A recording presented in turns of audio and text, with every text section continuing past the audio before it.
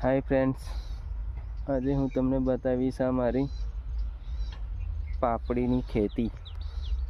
આપણું પાપડીનું ખેતર દેખો છે અને લીલુંછમ સરસ મજાનું પાપડીનું ખેતર થયું છે. આપણે દેખો, હવે ધીરે ધીરે ફૂલ પણ આવ્યા છે. હું તમને બતાવીશ. દેખો, ફૂલ આવ્યા છે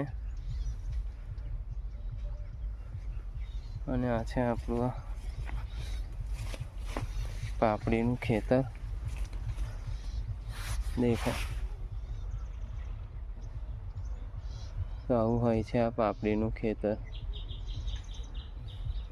તમે જોઈ શકો છો આપણી પાપડી. આમાં ખાલી આપણે દવાનું પ્રમાણ રાખવું હોય છે, કેમ કે પાપડીમાં મોલો મસીનો રોગ વધારે આવતો હોય છે, તેના લીલા કલરને કારણે. તો આ છે આપણું આ પાપડીનું ખેતર. સરસ મજાનું મસ્ત થઈ ગયું છે. લીલી પાપડી આવી ગઈ છે. હવે હું તમને પાપડી પણ બતાવીશ. આ ખેતરમાં થોડી પાપડી પણ થઈ છે. દેખો, આ મસ્ત સરસ મજાની પાપડી થઈ ગઈ છે. હું તમને બતાવીશ આ પાપડી.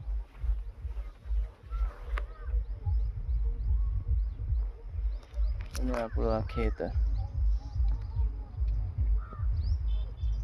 પાપડીનું.